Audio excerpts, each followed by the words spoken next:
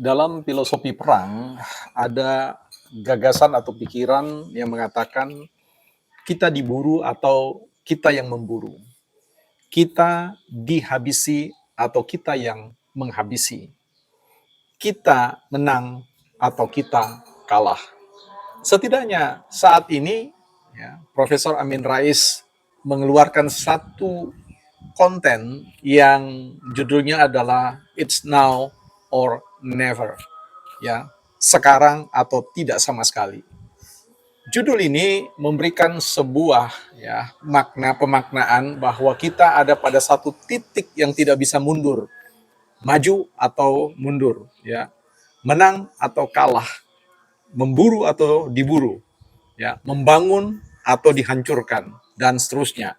Kita akan lihat satu momentum konten yang dibuat oleh seorang Profesor Amin Rais yang menurut saya sesuatu yang juga perlu kita tanggapi karena sampai hari ini profesor kita ini ya belum bisa berhenti dan sadar benar terkait dengan arti ya keprofesoran yang sebenarnya beliau sudah sandang sampai hari ini. Selamat datang di Bukan Partai Politik. Bukan partai politik adalah sebuah ruang, sekolahnya publik, bukan sekolahnya partai. Tempat kita bersama-sama belajar untuk meninggikan kemampuan kita di dalam berargumentasi, bukan meninggikan suara, apalagi emosi. Don't raise our voice emotion, but argument.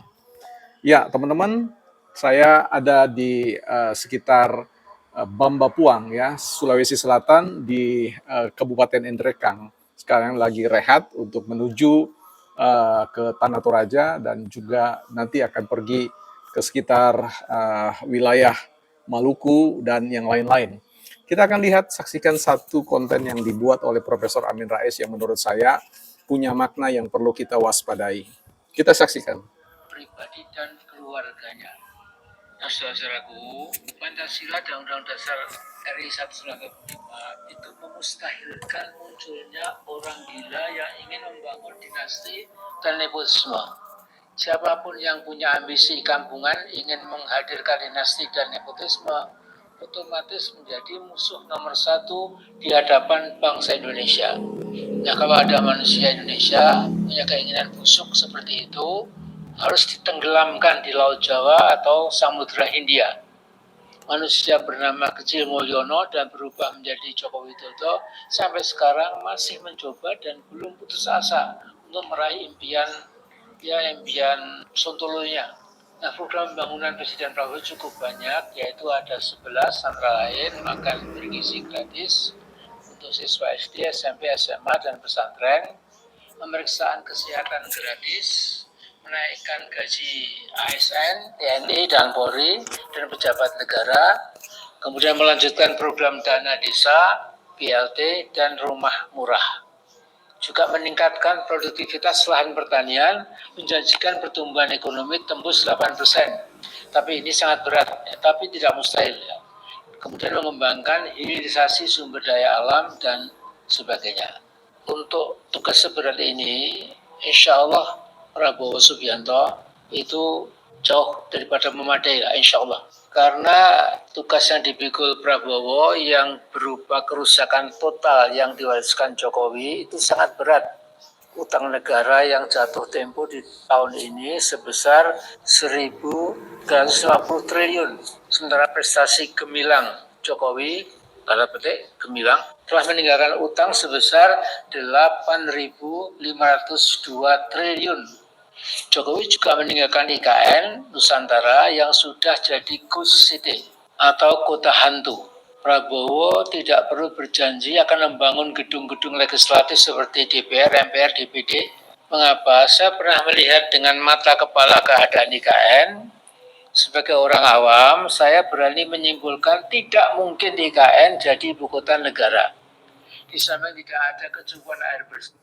Ya, kita cukupkan untuk melihat, jadi silakan saja pergi ke channelnya Profesor Amin Rais dan di sana akan dilihat bagaimana statement lengkap beliau yang menurut saya perlu kita beri gelar baru ya, Profesor Hantu ya. Karena beliau melihat IKN itu dengan mata hantunya, karena di sana beliau bukan melihat satu masa depan Indonesia, tetapi ya banyak roh-roh yang dilihat ya. Jadi ini sesuatu yang menurut saya kita perlu apresiasi kemampuan spiritualitas Profesor Amin Rais yang mampu melihat hantu-hantu ya. Jadi tapi kita lihat bagaimana bisa ya. Saya selalu mengatakan how come ya. Bagaimana mungkin seorang yang terpelajar kemudian memiliki kemampuan atau bahasa atau retorika dan diksi-diksi yang menurut saya tidak pernah diajarkan di bangku-bangku kuliah kecuali di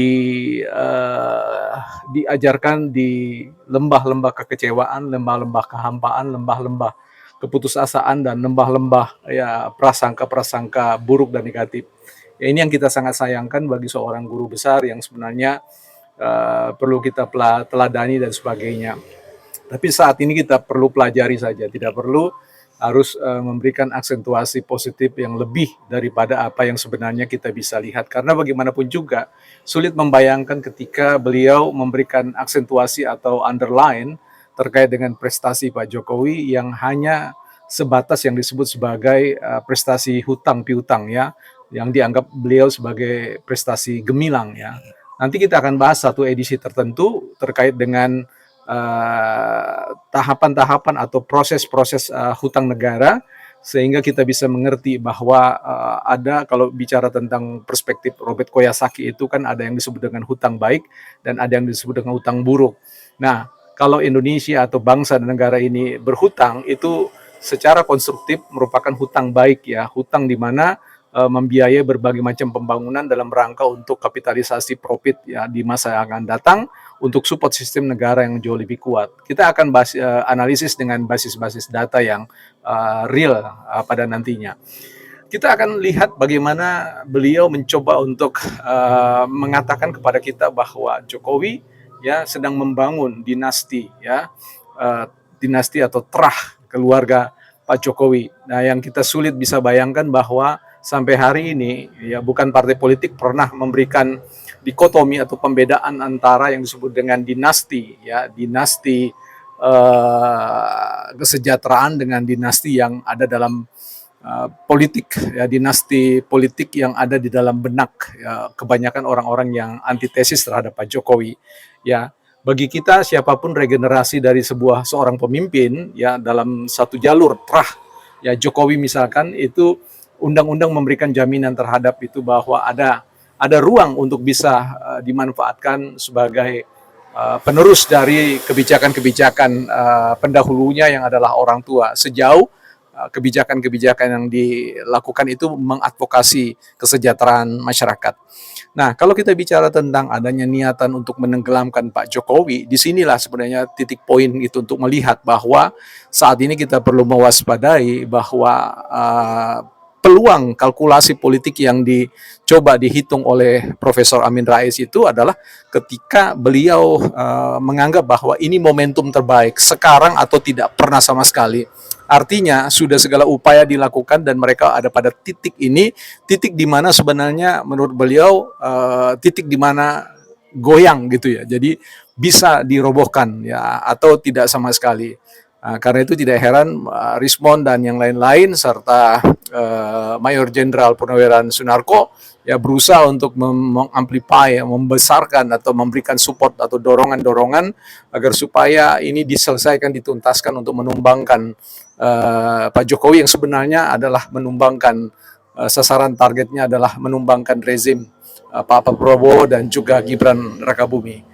Nah, disinilah kita mencoba untuk waspada ya terhadap menurut saya propaganda-propaganda yang menurut saya jauh dari kenyataan ya. Jadi ini sekarang perang ini terjadi di ruang media sosial dalam rangka untuk mengantisipasi framing-framing negatif yang ingin menghancurkan marwah martabat ya. Karena sekali lagi ketika propaganda atau framing itu berhasil untuk menghancurkan nama baik seorang Jokowi, maka ke depan mereka akan jauh lebih mudah lagi untuk membangun kepercayaan masyarakat luas kepada mereka bahwa mereka lah pihak-pihak yang paling ideal, paling mampu untuk membawa negara ini ke cita-cita yang tentu bukan cita-cita kita semua, tetapi cita-cita yang ada dalam pikiran-pikiran mereka. Di titik ini saya mau mengatakan bahwa ya kita bisa memberi gelar lagi bahwa sekarang kita punya di Indonesia ini adalah profesor hantu karena punya kemampuan, kapasitas, kompetensi di dalam melihat roh-roh hantu-hantu yang ada di IKN menurut atau perspektif seorang Amin Rais, bukan partai politik.